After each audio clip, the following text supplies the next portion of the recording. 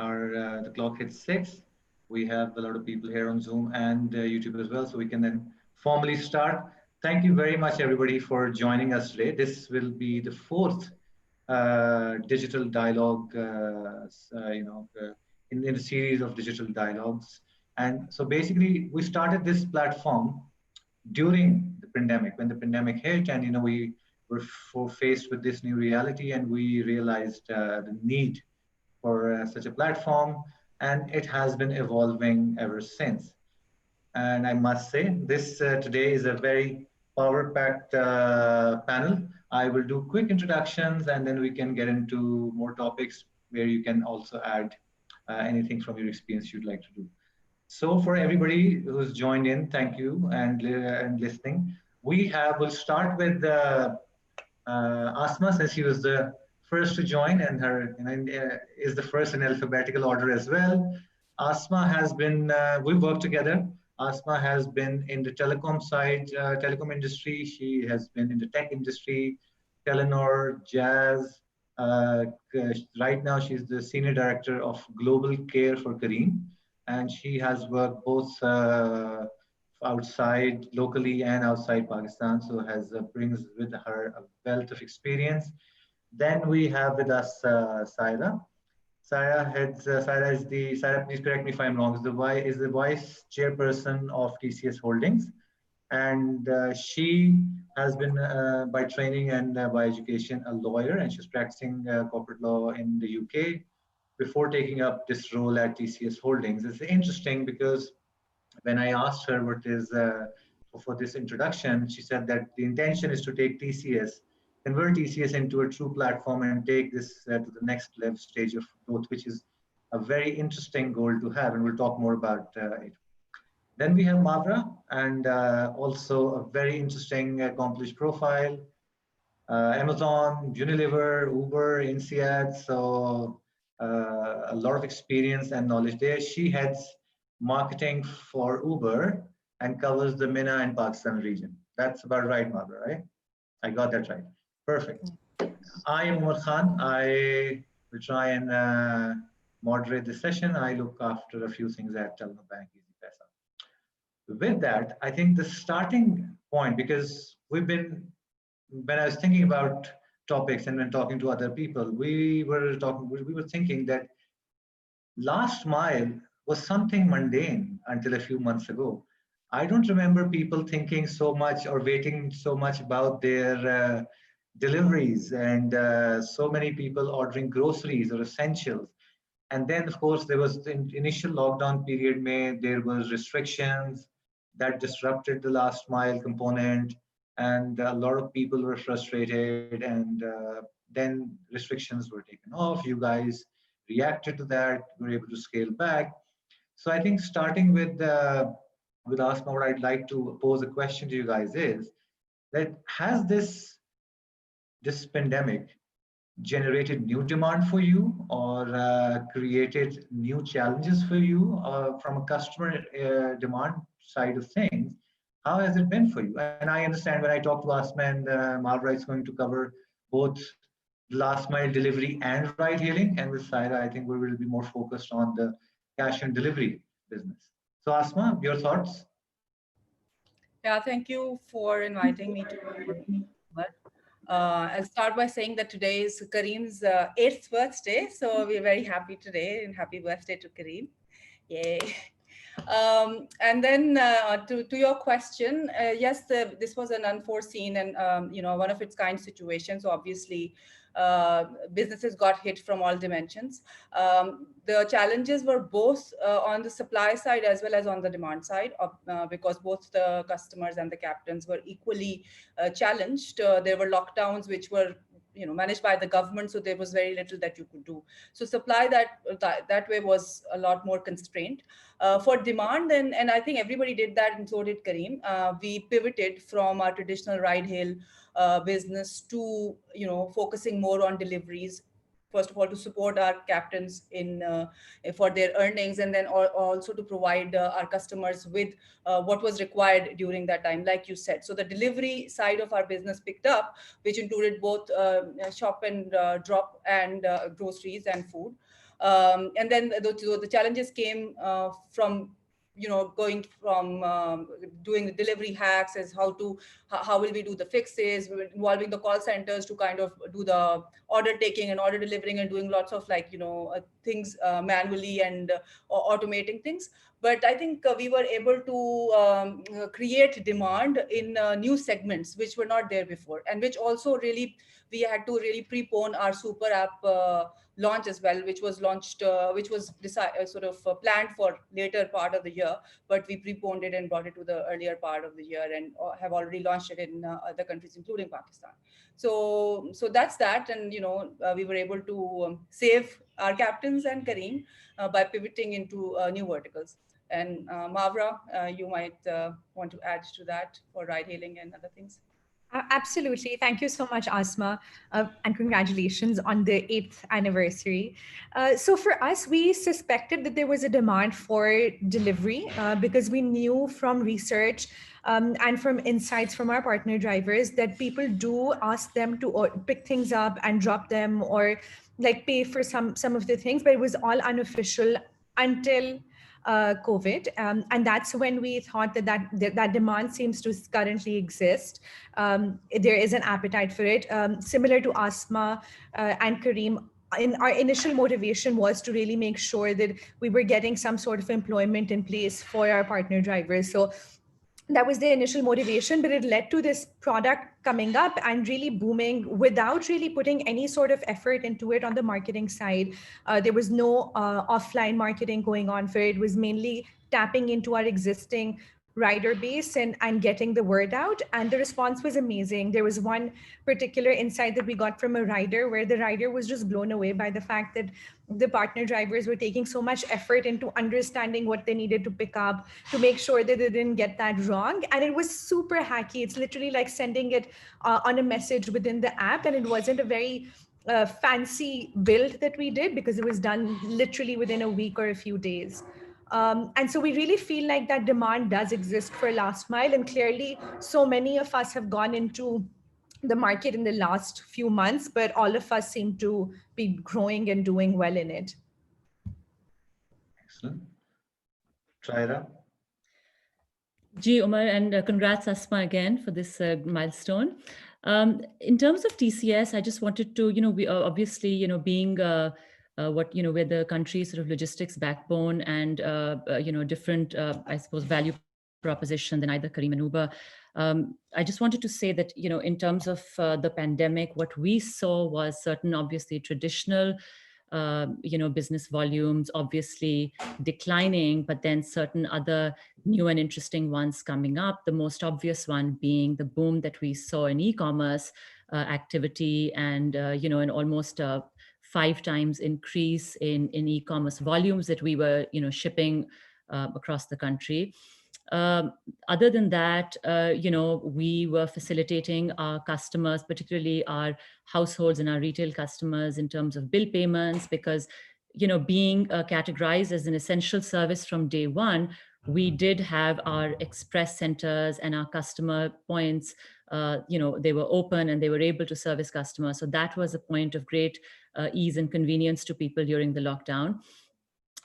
Moreover, we have obviously a more macro picture as well. We were the partner of choice for the government, for the national, for the NDMA in terms of delivering, critical PPE equipment all through Punjab, etc., all through the country. And so, we played a very crucial role in terms of general volumes. Our pharmaceutical clients, of course, saw an increase. We were moving greater volumes for them, and more traditional avenues were on the decline. So it was an interesting time, and I think in terms of the fact that we are able to leverage our network, our scale, we are able to redeploy our resources. We are not operating as part of the gig economy, and so we really did stand by our couriers and our frontline staff at this time as well, and really supported them by topping up their payments so that they were, them and their families were supported during this crisis.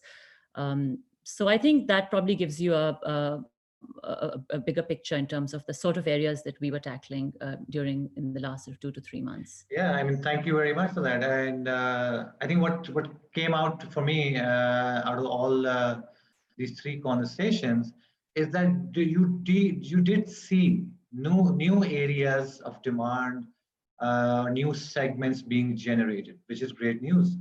From an Easy Pesa point of view, or from a digital payments point of view, I think it was also very interesting what we saw, because at least with both Careem and Uber, we work very closely in terms of servicing their driver partners, whether they are dispersing money or collecting money, and they utilize the retail network, they utilize the wallet, the Easy Pesa app.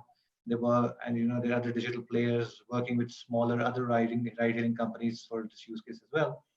What was interesting was that an instrument that they were mandated to use by let's say Careem and Uber also become something that contributed to their financial wellness, because they are also one of the largest, I would say, beneficiaries of our nano loan product, where we do this digital lending product based on alternate credit score.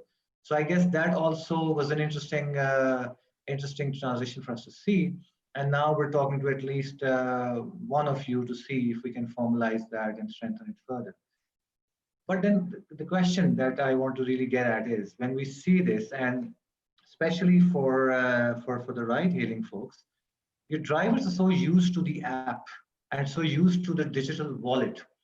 Do you not see that there is an opportunity here to springboard on this railroad or on these rails to help customers adopt digital payments as well? In the same spirit, I have a very different question for you, Saira, but for these two companies, because the drivers, they cannot function without the app or without a digital payment instrument. Have you guys thought about it, at least, whether it's a Careem Pay angle or Uber Wallet, Uber Cash angle, or a partnership angle? What are your thoughts, Asma?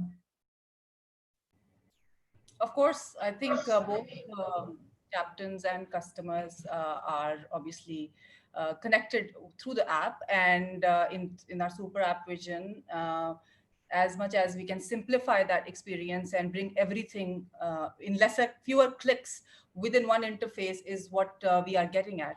So definitely we have thought about it, and we have plans and we have executed some as well through Careem Pay.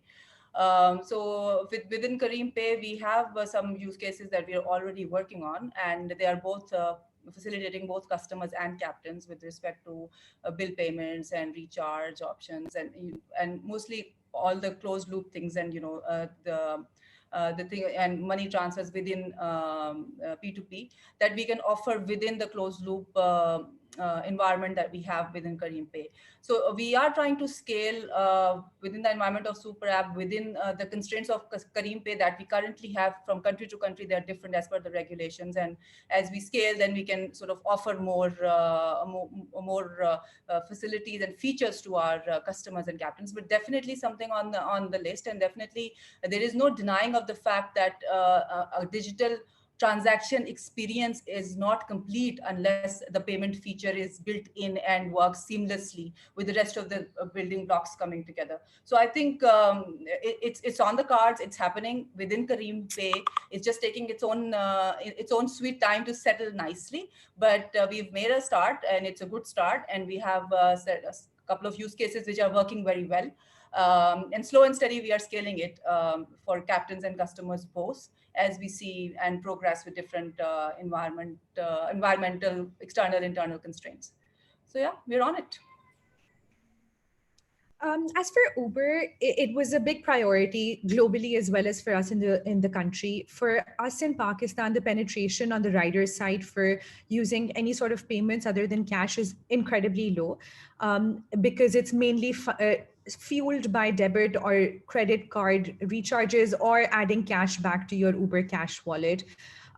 So the idea is to ensure that we build out a sustainable solution. It's incorporated, as Asma said, within the way that the app operates, or it's easy to operate. It doesn't require a lot of education. Those are some of the primary concerns. Going forward, I really feel like, well, the past 4 months have been an anomaly. It's not been like our top priority at this point, but going forward, I feel like that will really change, mainly based on the work that we've been doing on safety. So we've been working very closely with partner drivers to make sure that they have the right PPE for themselves, for riders. There are screens within auto rickshaws as well as cars.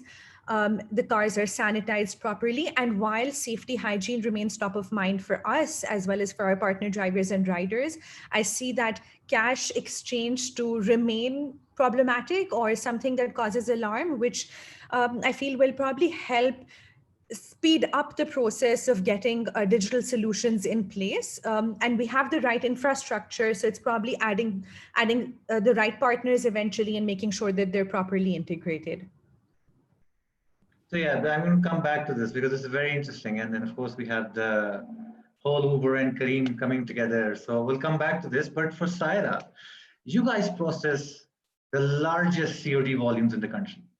I mean, I don't know the exact number, but I'm pretty sure it's by a mile much more than anybody else. And that creates an opportunity if you look at how PayPal uses insurance, or how eBay and Amazon, they utilize financial service products to support digital payments and prepayments. So, but on the other hand, or at the same time, you're also you have a number of years on you as an organization. It's one of the biggest logistics and courier companies, started a long time ago as well. And that has bound to have its impact on how processes or innovation is dealt within TCS. So have you guys thought about utilizing this opportunity? All this COD volume, all this infrastructure, all these riders that you have in place, all this demand that you serve, working with other digital payment providers or creating your own, and using this as a springboard to shift customer behavior towards digital payments or prepayments? Umar, that's an excellent question. And I mean, I'm just thinking of, there's so many ways to tackle this, but I think basically, you know, the short answer is yes, we think about it on a regular basis because we do deal with a lot of cash that flows through our system. You're absolutely right. We are dealing with the largest COD volumes in the country. And as I mentioned, during the pandemic, we have seen a 5x increase in that. So, you know, managing cash is a huge challenge in and of itself.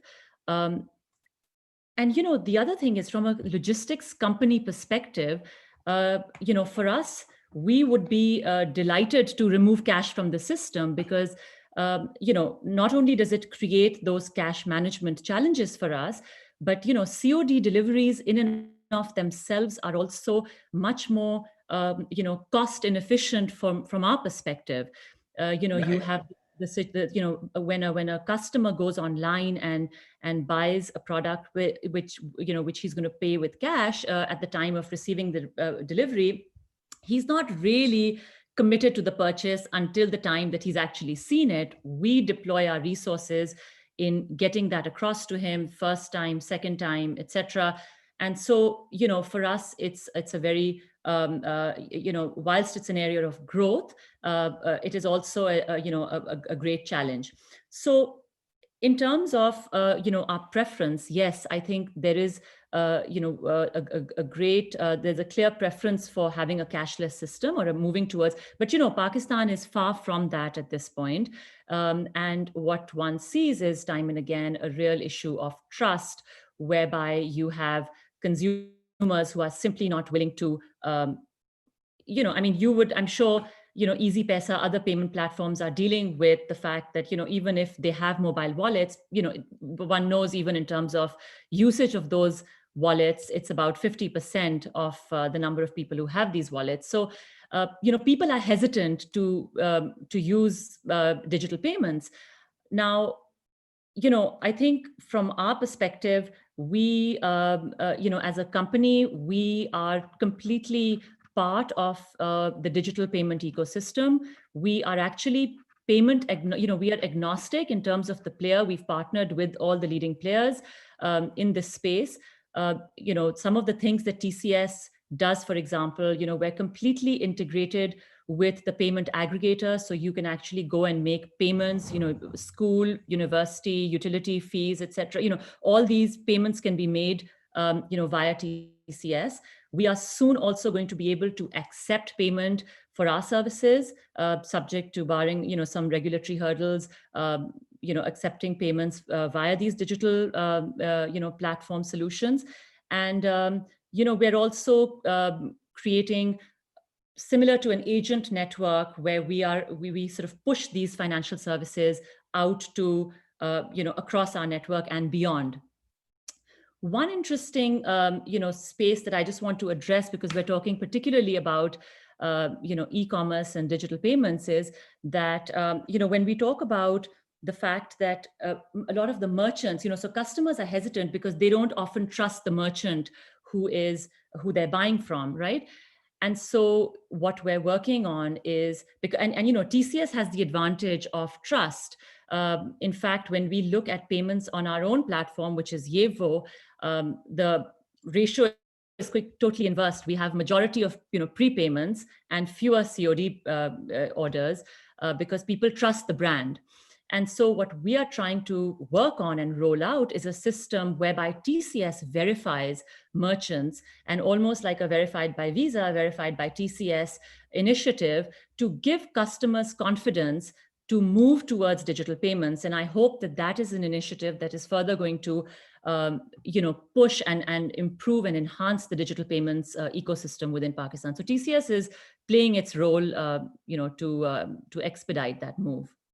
So this is actually extremely encouraging to hear. So we're of course, partners with you as well on certain projects. But this backstory and this whole, one of the things I was about to ask you, picking up from this discussion, is that if you go to, for example, Amazons or eBays of the world, they give you different options for delivery. And if you're getting into the merchant verification kind of a process, that creates a huge opportunity for then introducing digital payments or prepayments, creating special prices, so that not only are you helping them order from or basically deal with the trust issues, you're also encouraging them or incentivizing them to make sure that they can prepay. But then also there could be it's just thoughts that I've seen in other places, other ideas where, for example, I've seen some brands internationally offer insurance. So you could prepay, comes with a slight premium, I think, and then it has insurance inbuilt. You get your package delivered. But what's encouraging to see, I think it's a great start if you're going to be looking at this, and then that helps creates an opportunity for us digital payment providers as well to get involved with you, and also utilize our relationships and experience to help you with that merchant verification process and credential. So that's excellent. I have another question on COD, but I think Asma wants to say something. Yeah, I just want to add, you missed in my intro, I was also heading operations of Daraz for some time. And, just picking on this, what Saira said, the trust issue. I think a bigger onus of what the shape and form digital payments exist in our country relies on the ecosystem and on the regulations that are there from the State Bank of Pakistan, which you know more better than I do. At the same time, I think there are big financial bodies, banks per se, who are not really facilitating that process as much as they should. And I'm not talking about you. For instance, it's a very common problem which extensively we used to face at Daraz, and we still face it, and nobody has still resolved it. If credit card payments go wrong, the refunds take forever to happen. Everybody is not cash fluid. They can't, especially on an e-commerce platform, if they buy a bigger item and then that money is stuck. Obviously, they paid it through credit card, which, by the way, the penetration is already low. So I think it's very difficult for companies like TCS, JVO, Raz, or even Careem and Uber, to provide things for which they are hugely dependent on some other infrastructure who are not really running as fast as we are, So for instance, today we enable credit card payments, which we have enabled. We have credit card payments wherever there are blockages, failures, or anything else. There's a whole thing with the banks that needs to be managed, and that takes forever. So all of the entire ecosystem needs to actually pace up to enable these digital payments. And I put a bigger onus on the likes of you to incentivize and on the government to give tax rebates and to incentivize these payments, not like in COVID times. Now there are no transactional charges, but even before, earlier, or otherwise, there should be opportunities for people. There should be incentives for people to use digital payments. Trust is one thing, and that can be ensured by companies who are doing the business, and that is the reliability factor on us. But what happens in the rest of the ecosystem, there is a lot more onus on big brands, especially the banks, when it comes to payments. So that really needs to be looked into. Yeah, I just want to second what Asma is saying. I think it's really the onus is on the payment service providers. I mean, as a logistics company, and, we can do our bit because we are obviously, one part of the ecosystem, and we can do our bit. But really, I think for the payment service providers to take that step and give customers that peace of mind and incentives. Absolutely, Asma, you're right. To give them the incentives to go into these. And, another point I just want to sort of mention, because as I was thinking about this, is that, we talk about incentivizing customers. Of course, that behavior needs to change. During the pandemic, for example, things have changed. I don't know how much that has happened in Pakistan, Umar, maybe you'll be able to give us. But in the UK, for example, there's been about a 50% decline in the usage of cash. People are simply not using coins and notes because of pandemic concerns. But of course, the infrastructure over here and the usability is far greater.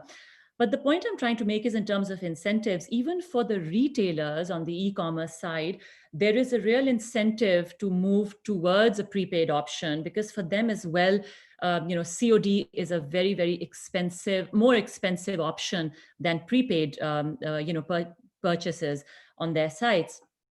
And, in terms of incentivizing them, there are some very, very small micro businesses that are selling online, but they may not have access to traditional, bank loans, bank financing, etc. And if we can work together to figure out some way to, because, we deal with their cash reconciliation and those transfers. So, we have visibility in terms of the payments, etc., that are going to them, and, the transaction history, the transaction volume, etc.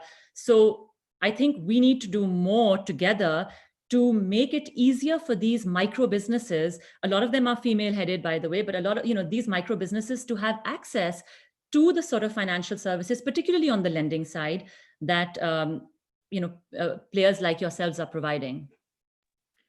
So I think now, personally speaking, I think we're getting to the essence of why we put together this digital dialogue platform. First of all, in complete agreement with both of you, the ecosystem needs to evolve together. However, there's certain things which are in our circle of influence, there's certain things which are in your circle of influence, and when we come together, that circle, of course, increases in size. So yes, the regulators, the banks, etc., that is true. However, when it comes to digital payment or wallet providers, we actually process refunds or reversals at a far better speed. I'm not saying it cannot be improved. Absolutely can be improved, but at a much better speed compared to the cards. And based on feedback from the likes of Asma and other folks, we're now improving those solutions as well. We're actually, as we speak, running a solution with two small but popular local e-commerce players, where we're helping them process their refunds through the wallet or through the EasyPaisa platform and retail network, which is the idea is that time is of the essence. When a customer complains and they've processed the order and they've accepted this as a return, the customer should not have to wait, getting it as store credits or waiting for 4 days, 5 days. So yes, absolutely spot on. Then on the second topic, and I think this is why I was saying that we're getting to the essence of it, we are, and all digital payment players are working extensively to both digitize the supply chain payments and also create lending products based on alternate credit scores and alternate data to help their liquidity needs. And that's something where we should then pick up this conversation, Saira, after our dialogue and see how we can maybe come up with a pilot, that and your COD. So that's absolute agreement. And it was encouraging to see that you, as one of the biggest last mile service providers, you're looking at this from a very innovative lens. Now, I mean, to not that, I mean, we can spend the remainder of this talk on this topic, but I have some more interesting stuff to talk about as well. So before I move on, I just like to point out for those listening in, if you have questions, please leave them in the chat, and I will ask them for you. So now moving on. Again, question to Asma and Mavra, and I am pretty sure a lot of the people in the audience are as curious as I am, because I was told by many people to ask this specifically. Uber and Careem coming together globally. That means a transformation. That means an impact on how the brand will evolve in Pakistan, how the payment ambitions will evolve. There's Careem Pay and there's Uber Cash. Right now, you might have two different roadmaps. How is that coming together? What does that mean for customers, Pakistan, partners? Let's start with Mavra. Please tell us more about that. I'd love to hear on this as well. So for now, the direction is that both businesses are going to be operating quite independently. They're two very, very strong brands that are incredibly valued in the region, not just in Pakistan. And they have their own strengths. They're naturally differentiated. One brand is quite locally, has come out across as a very local brand, which is Careem. Uber has a very international feel to it, but also locally relevant. So in terms of the brand view itself, that's somewhat differentiated, and we feel like we will continue to make sure that it stays that way, or maybe even evolve it at some level. However, in terms of business model, what sort of products we're offering, which sort of business lines we're in, those are things that we feel like we're still working on. And it's not to say that if, like, for example, Careem is doing super app, Uber already globally is working on a super app and have plans to launch it even in this year in a few countries. The Uber model is slightly different, where they will try to launch in the most relevant market, test the product, make sure it's perfect, and then take it beyond that. So right now we're experimenting with this really, really interesting product called Uber Bus in Egypt. It's a great market to test that product. And we know that Pakistan may be a very, very relevant market, but until the product is fixed, we know that it works. There won't be plans on expanding it. So yeah, we're all waiting and seeing how this relationship evolves. But for now, it's been a very open, respectful relationship where both entities have actually been learning quite a bit from each other.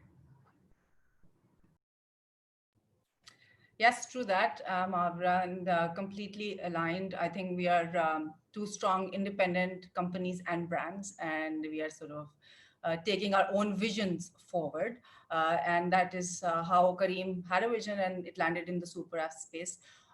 This is where we want to position Careem Pay within the super app vision. And like I said before, make it, it is actually a very strong foundation of our entire app structure. However, the way we want to unfold the entire Careem Pay scope is that we want to go from country to country, and just like we just discussed in Pakistan, the scenario is totally different with respect to the penetration of digital payments, with respect to the consumer behavior of towards COD. So I think we are starting where Careem Pay more rigorously in other markets of the region, like the UAE and KSA. Those are the markets in focus. And as we, most of us might already know, that during the pandemic, KSA, actually Saudi Arabia, just eliminated any sorts of cash payments. So everything had to go digital. So there is a bigger sort of opportunity to tap, and we kind of sort of, you need to run ahead to grab that. Same is the case with UAE, the infrastructure, like we were saying, the entire ecosystem supports it a lot better than in Pakistan. So in Pakistan, we will have to do a lot of spade work, not to undermine or discount or not to mention all the regulatory alignments that need to happen. But specifically suggesting that how we that if it is a key strategic play in our super app vision, yes, it is.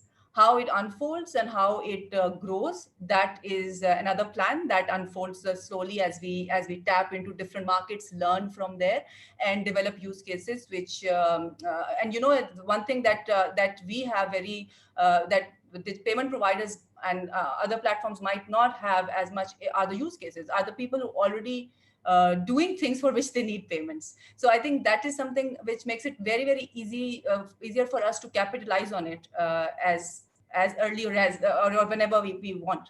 So and yes, again, if the question was how Uber and Careem play this together, then we play it independently to facilitate our customers, captains, and merchants in our spaces. However, wherever there are areas of synergy or providing the same better service through platforms, then that the time can tell how things might evolve in that space. But so far, Careem Pay is independently offering this to the closed loop Careem customers, captains, as I've already mentioned, and through the super app to a lot more clients, which are obviously coming into our space through our super app platform. So very much there, and we're all aligned between Mavra, like Mavra and myself. Uber and Careem are totally aligned on our future plans and visions. Well, that's good to hear, and it's interesting here to mention that, and this is our thesis. This is what we've learned from our international, our new shareholders. They're the largest fintech in the world. A lot of new entrants, as yourself, Careem Pay, and others, and also incumbents in this financial services space, are coming up with innovative services. And there always has been a question of whether to partner with them or whether to go solo. And what we've learned from our shareholder and what our thesis is right now, that, like you were saying earlier, the pie needs to grow, the ecosystem needs to evolve. So as a result, we have this thinking of being a platform of platforms when it comes to digital payments. So as a result, we work with all three of you. We know that with Uber and Careem right now have very different positions when they work with digital payment providers, and we're keen to see how that evolves. But maybe a leaf from our book to look at, that when it comes to growing the pie, have an open ecosystem-based partnership strategy versus having a more closed ecosystem-based strategy. But that's just something that's working for us. Yeah, I love that you said that we need to grow the pie, because that's something that we also strongly believe in. At this point, Uber and Careem business combined, in terms of the addressable market, we've just reached like a portion of that market. There is so much room to grow. And of course, it's just not possible without actually making sure that the right audience is equipped with tools like the right payment systems, the right products, being given the products at the right price. So really looking forward to that mentality just being built and spread across the board. And I love that you guys are such a great example as an industry for that. And Umar, on that note, kudos on becoming telco agnostic a while back. Yes, thank you. I mean, something that I'm personally very proud of. We've, as an organization, we've had to really tweak all parts. Yeah, it is indeed. It is brand, positioning, perception, product, use cases. So yes, we're very proud of it. Thank you very much. And so that's interesting. So the answer I've gathered is that you guys believe in growing the pie. Right now, you're two independent brands, and you're evolving, and there's certain synergies that you're tapping into. Others you will see from time to time, and there are other things which you'd rather keep a company secret for now. So then coming to Saira, because it's very interesting that when I hear these two entities or these two ladies talk about the companies, there's a super app vision, there's the tech stack, there is the VC money, but you guys operate on unit economics. You will not, from at least based on my experience, TCS would not get into to a use case or a business if it is not net positive. You're not going to wait 18 months of negative growth just so you can make money later. What do you think about all these new entrants which are encroaching on your space now? I mean, they are, or rather, we are encroaching on the last mile, and there are others. These are just two. There's new startups coming up. There's local courier companies. There are others who've been in the industry for as long as you've been, and they're also eyeing the same market. So, what are your thoughts? Is that something that you guys are planning to tackle through innovation, through technology? Nothing to worry about? Umar, we plan to tackle that by offering the best service available. I mean, the last mile is a contested space increasingly. TCS has had free run of that for a long time, but that has allowed us not just to build the systems, but also to achieve the scale that is necessary. And because we have that benefit of scale right now, and you're absolutely right, we will only operate on the basis of unit economics. We are not a VC funded model, where a Pakistani company which has grown organically, very entrepreneurial, very innovative. That is how we've maintained our market leading status for close to 40 years now. And, as you can see, just with me being on this panel, I think, hopefully what you can sense is that there is a new dynamic leadership at TCS where we are not just sort of a company that is wedded to the ways of doing business that, happened in the past. So we are very keen to innovate and keep our customer focus so that we keep responding to the needs of the customer. So as I said, the increasing the new entrants in the last mile space, are not a cause of concern. I think competition is great. We simply hope to keep excelling in terms of offering the best service, and also with our scale, as I said, with our network, we are able to offer certain efficiencies as well to our customers that some of the new entrants who are operating on a smaller scale are not able to. So, we're fairly confident, and we see this as a very exciting area of growth, in the next few years. I mean, this is excellent to hear. And this, of course, there are certain opportunities that, or certain assets that you have access to. And I can vouch for the fact that some of the new entrants in your team that we work with, I mean, sometimes the audacity of their vision scares me. So, this is a great thing. We have a question from the audience. That's a very interesting question. It's for you and me, Sarah. What are the products or ways that we have or we're thinking about that will help small businesses to grow using our platform? And I think it is such a pertinent question because we were talking about driver partners earlier. And so I can talk about a little bit later what EasyPaisa is doing about it.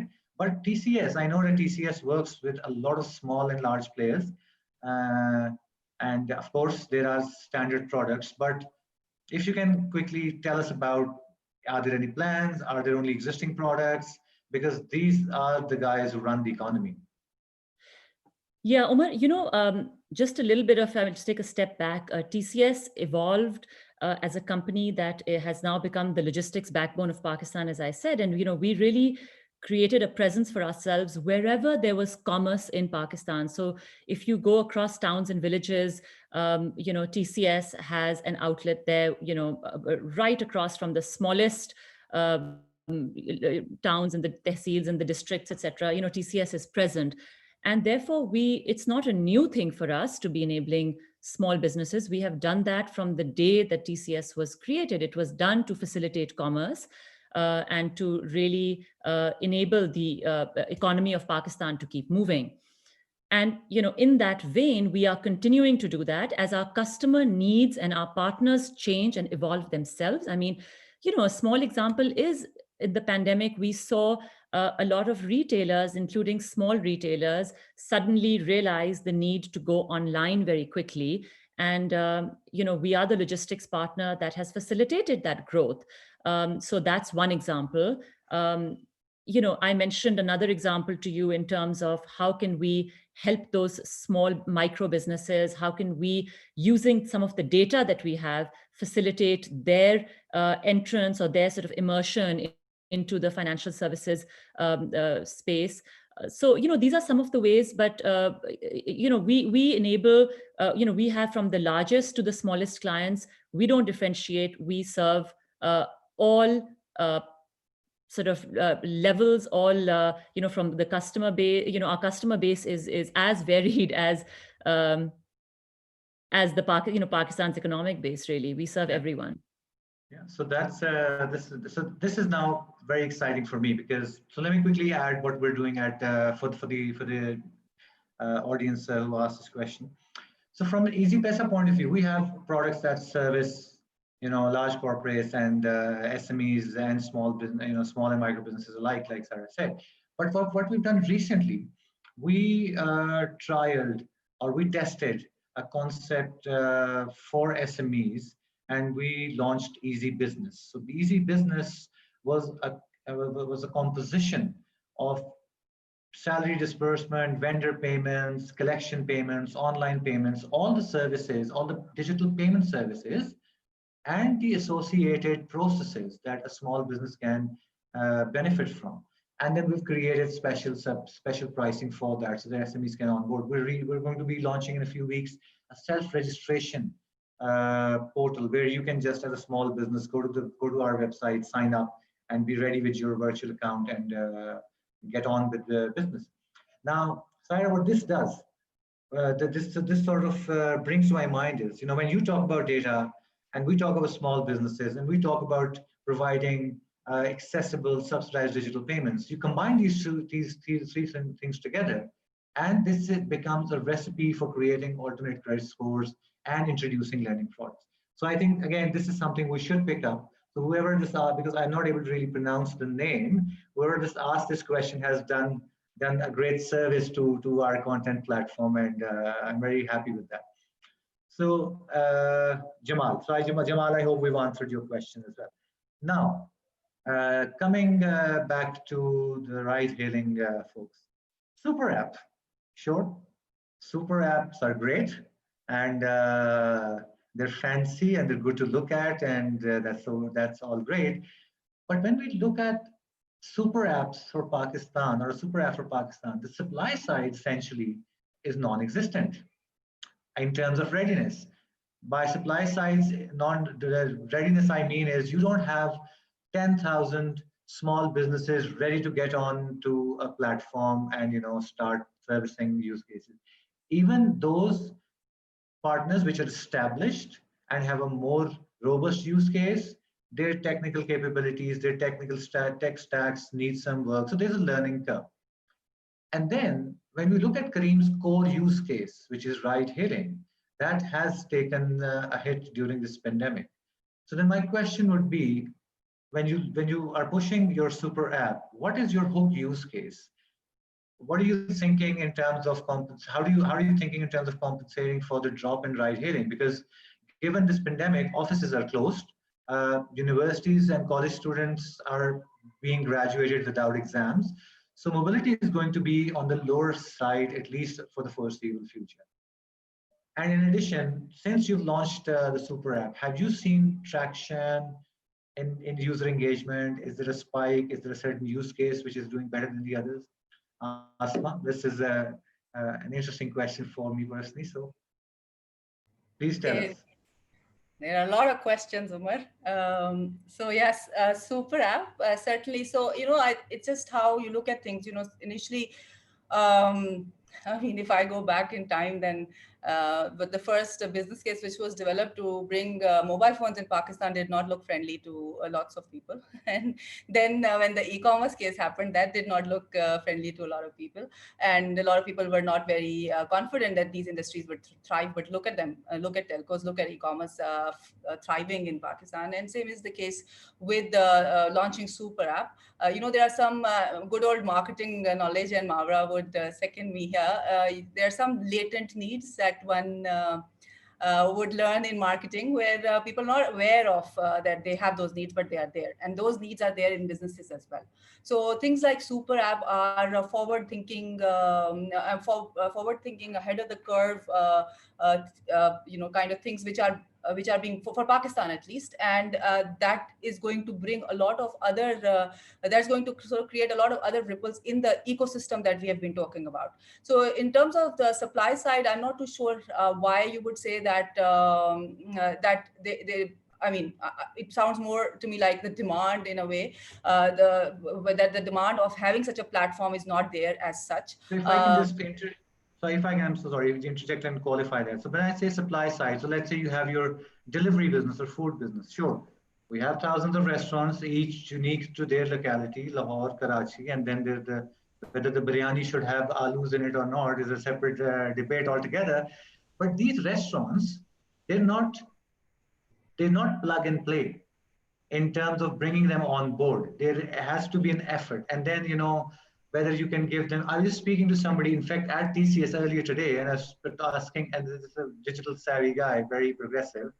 So I was just asking him, why would you not consolidate all your payment needs through EasyPaisa? And he's saying, well, I do my payments there. One thing that he said stood out was that when they utilize a card, when he utilizes a card, there's loyalty points, which creates repeat behavior, so my point is that if we take the restaurant example, getting them on board, making that behavior change, enabling them with these tools, that part is not plug and play today. Well, true that, but currently, if I were to say, it hasn't been too long that we have launched Super App, and right now we are actually running on the classical cross-selling model, where we are using our existing ride-hail base and allowing them the opportunity to order food through one interface, to get deliveries through one interface, and to do some form of payments that we have spoken about, the use cases that we already have. So right now, that is where our play is, and to be honest, we are getting more orders of food on through the Super App than the food app, which was separately operating before. So I think, like I said before, it is simplifying, and that's also the mission that Careem has, is simplifying lives of people by providing them one platform that provides them solutions for everything. Obviously, it's a play that will take some time, and you're right in suggesting that this is not plug and play. And nothing is really. I mean, that is what we've been saying all through our talk. Like Saira also mentioned, all of these problems that are there, but we have improved as a country every single day in all of these tech companies and tech environments. And that is what Super App wants to do. It wants to provide all of these small companies, big companies, all kinds of companies, either for transactional products like food delivery, grocery delivery, ride hail, or for non-transactional products like content services, or anything where you require a certain kind of a platform, a tech capability that that Careem can offer you. So nobody has to reinvent the wheel. Nobody has to go through the entire fixing the problems and all the things that we have learned and come a long way with.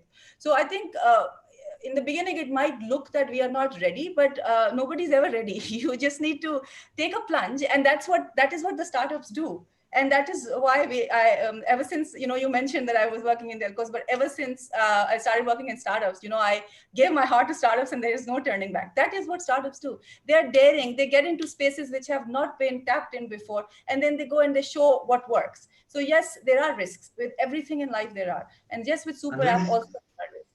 But unless they run out of VC money, so but no, this is very exactly. I'd actually love to add to that, because and use my Amazon example and experience. So it took Amazon like 10-15 years, even in UK, to reach the level of diversification that they had, and it was like, for example, when I was working there, it literally had become plug and play. We used to focus on the top 10 vendors or 20 vendors in the team that I was in, which was sports and outdoor. All the other vendors were onboarding themselves, were learning how to do marketing on the website themselves, and making sure that their products were visible, traceable, properly priced, and so on. So the ecosystem in Pakistan, I feel, is really jump-started and will probably do what UK did in 10-15 years in probably 5. But I'm so glad that there are players who are starting that journey, because if it wasn't for these players, then we probably never would have reached this level. No, yeah, this is actually, yeah, please. please, and Mavra, you can support me here, because I take that very personally when you said that, the ride-hailing business. Yes, we had a big hit some months ago, but we have recovered, and the trends are super positive, and our unit economics is improving more than ever before.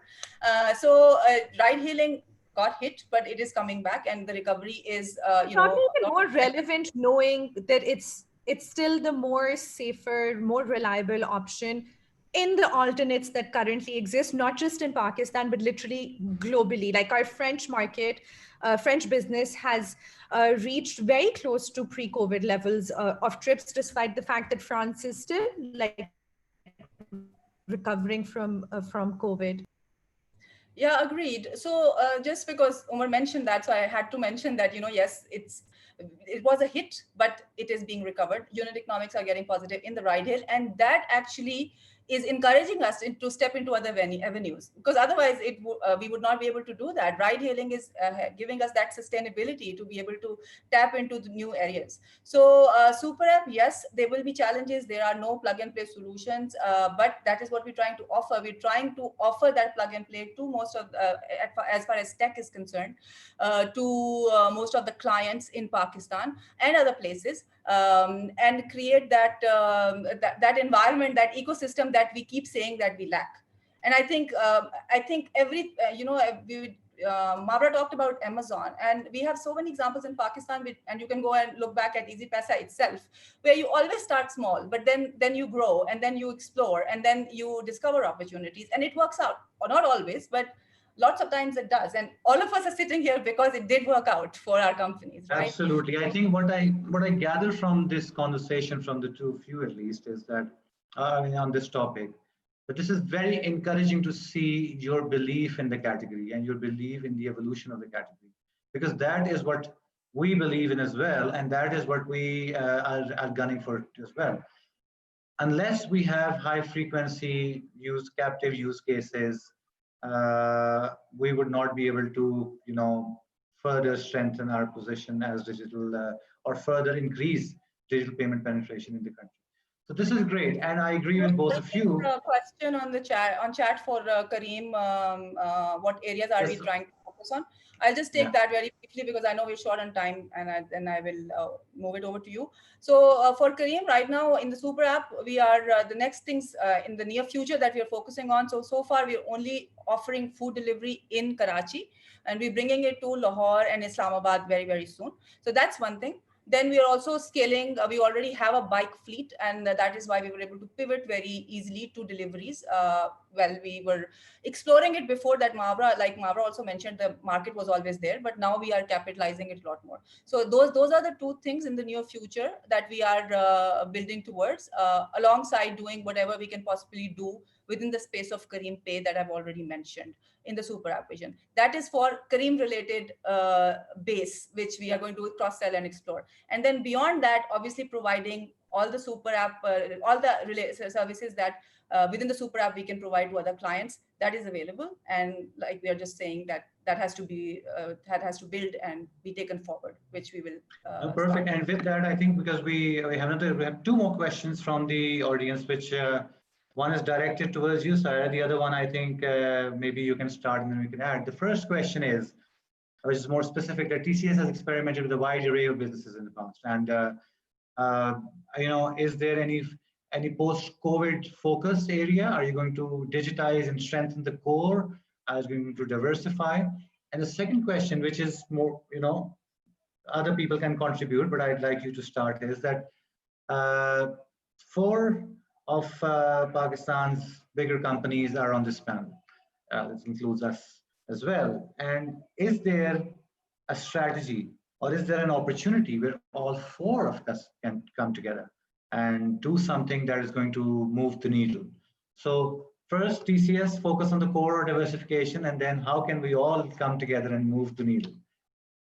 Okay, that's an easy one for me, because I'm a firm believer in focusing on the core. In our boardroom, we have many conversations about this. And I always say that we need to go back to basics. You're right, we have experimented in the past, very important learnings.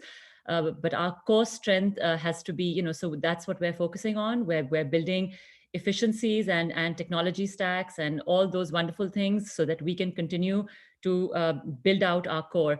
However, having said that, we also see ourselves as a platform, and there are a number of related verticals that are, and growth opportunities that we have already spotted where they only, a player of the scale and ambition of TCS can really tackle those. And so, some of those are also areas we have had to put some of those initiatives on hold in light of COVID, but they are definitely on the horizon. So focus on core, but with an eye on diversification and building out the platform and future-proofing our business. The second question was, can all of us work together? I mean, I'm happy to hear Asma and Mavra's and your views on this, but absolutely. I mean, again, I think collaborative models are way better than competitive models. I think, we're all talking about increasing the size of the pie. So we should absolutely figure out ways to collaborate.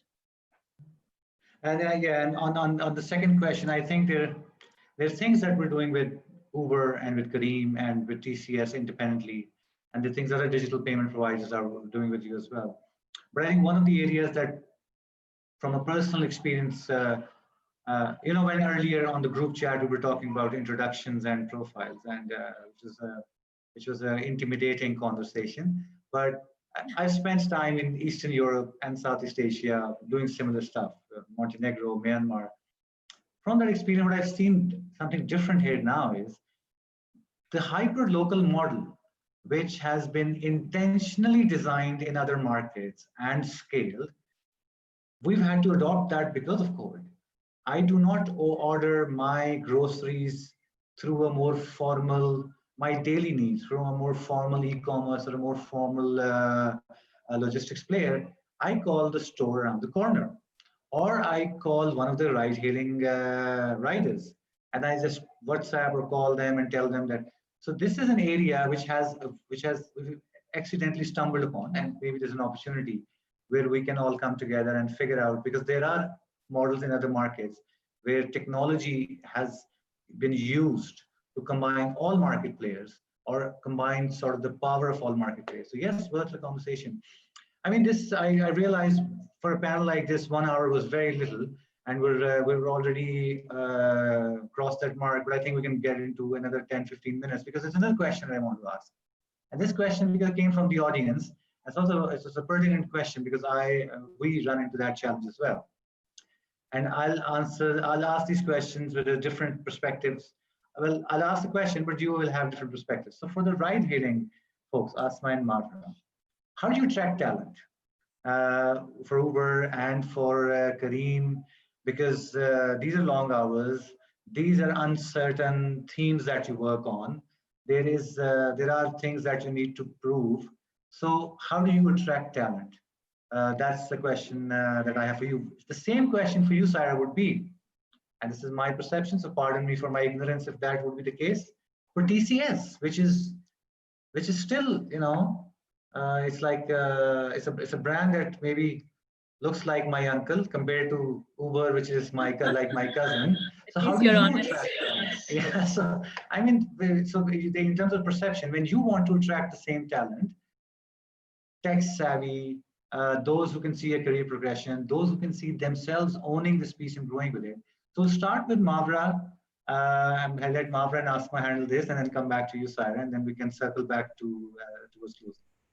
So I'm very passionate about this question because I started off my career in HR. So I feel very, very passionate about building sustainable career options for people and making sure that we're attracting great talent. Frankly, at Uber, it's a small team. Like, we operate with quite a lean team in Pakistan and rely quite heavily on some of our global teams as well to provide us support for certain functions. However, the people I've worked in Pakistan are probably the smartest I've ever worked with. They're incredibly young. They don't have a lot of experience in most cases, but they have this passion for the business.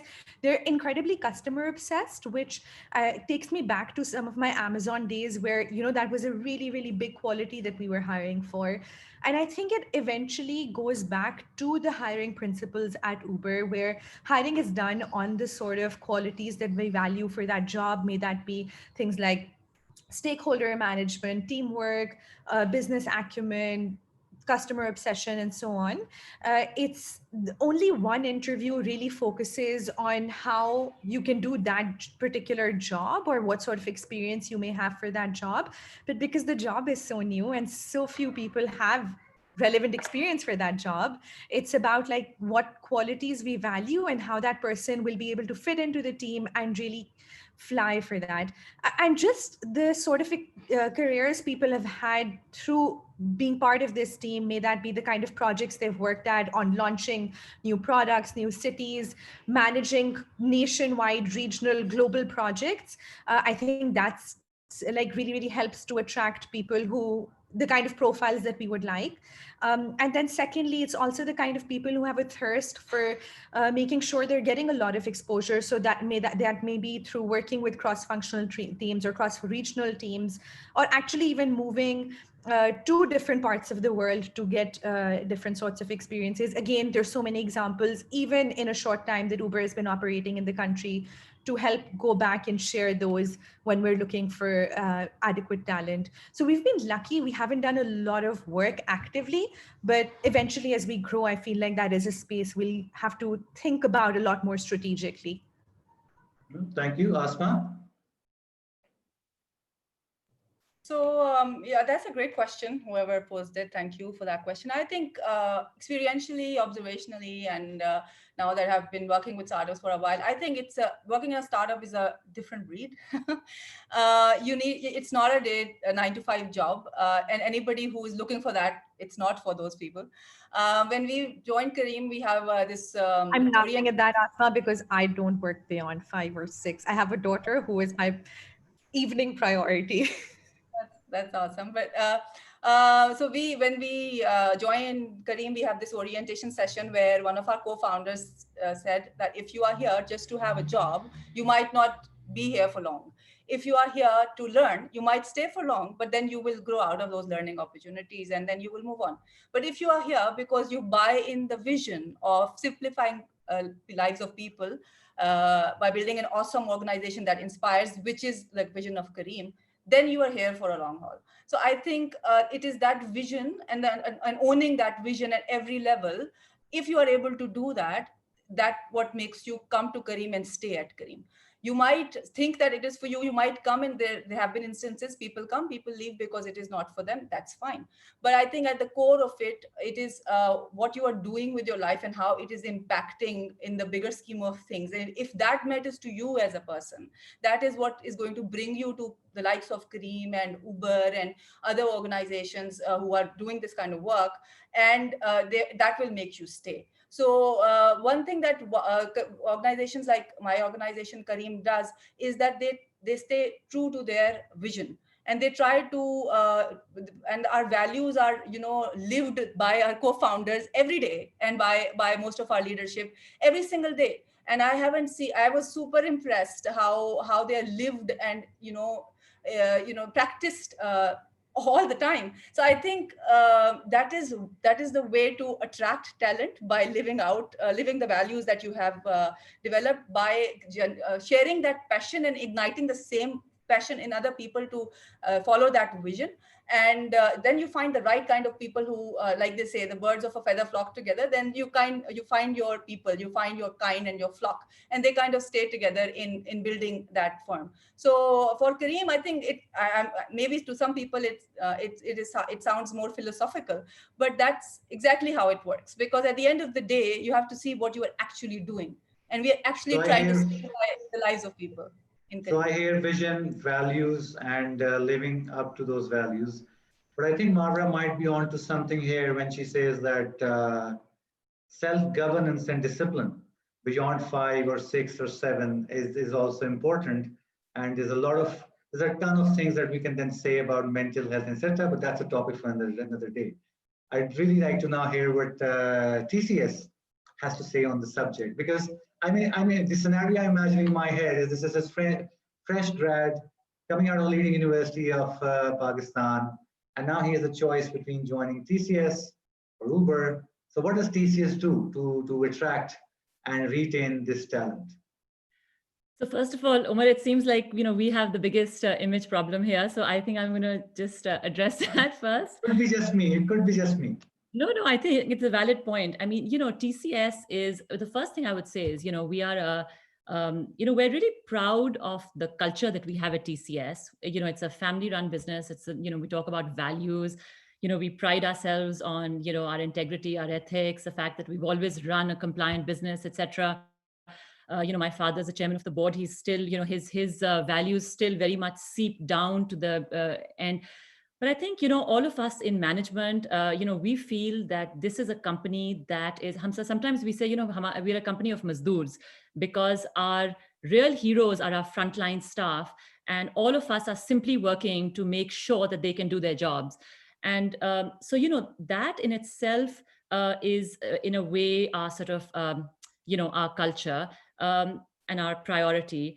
The other interesting thing about TCS, and I'm, in all humility, I want to say that, TCS has actually shaped and trained the entire logistics industry in Pakistan, because it's almost a university of logistics, because pretty much everybody who is working in the logistics sector and other entities within Pakistan has spent some time at TCS.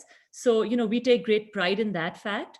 In terms of attracting talent at this point, I think for a fresh grad, just to see a forward thinking family-run business, but one that is, done a successful sort of second generation transition, and is, very, very ambitious. It's a completely, made in Pakistan kind of a, we're proud to be a Pakistani company. And, I think ultimately we attract people who are really passionate about logistics, and also, to Mavra's point, passionate about the customer experience, because we touch so many customers at so many different points that working at TCS becomes a really exciting opportunity to feel that you're having real impact on the lives of people across Pakistan. So just that in itself is a very, very heady feeling. And the entire range of services that we offer, if you want to apply for a job at TCS, there's our entire consumer division, which runs, ticketing for PSL. We've got warehousing, we've got gift delivery, we've got, we're just about to, inshallah, launch a cross-border aviation. There's trucking, there's a whole range of businesses where talent can be deployed. And I think, my experience is that Pakistanis are, an extremely talented bunch. And, we've always managed to attract very good talent. And we right now have a very good blend between, we have a certain degree of bench strength. So people who've been, who we call TCS lifers, who have only worked at TCS. So 25, 30 years, they've only been at TCS. And then we've also attract fresh thinking, and and our senior leadership team right now is really a mix of that, the old and the new, bringing in some fresh ideas, bringing in logistics expertise, knowledge of technology, and at the same time, forward, a real vision to work with. So, we haven't struggled with the recruitment, and I enjoyed what Saira said about making an impact, because honestly, that's one thing that's kept me in the industry. It's been 2 very challenging years, just because there's so much change. Ambiguity is like part of everyday work for us, and it's really helped me grow. But every day I'd wake up when it would be a really tough day, and it would be like, can I make this sort of impact and get access in any other industry at this point in time? And the answer was generally always no, because I think back to my childhood when, I had to not go to post school things because there was nobody to pick me up from school, or my chachi who was stuck with my chachu to take her out to do the weekly grocery shopping, and he acted like he was doing her such a huge favor for the food she was going to cook for him. So I love the sort of independence this industry is creating and the empowerment it's doing. No, absolutely. And I think to Saira's point, which is this has been the most enlightening part of this conversation about talent. Because I personally, because we work with TCS and we see in operations and the different profile, different experience level, and then we also see Silicon Valley veterans running your strategy and transformation. So it's very encouraging. We are now way over time. I realize that we probably need to get you guys back for another topic. But thank you very much for being with us. And what I gather from this is that this is a very promising space. We can see from this panel that such accomplishment are running what seemed to be a mundane piece of the value chain until a few months ago, which is great. There are innovative plans in place. There are aggressive plans in place. And I think I would also like to thank the audience, because at least we're on to something about helping small businesses and maybe creating together with TCS or others as well. So once again, thank you very much for being with us. And I would, I'm looking at my comms guy, and I think this should be to be continued. But until then, thank you very much for being with me, and everybody have a great evening. Thank you so much, Amar, and thank you, Asma and Saira. It was very enlightening talking to you. Likewise, and thank you all. Thank you. Thank you. Take care. Thank you.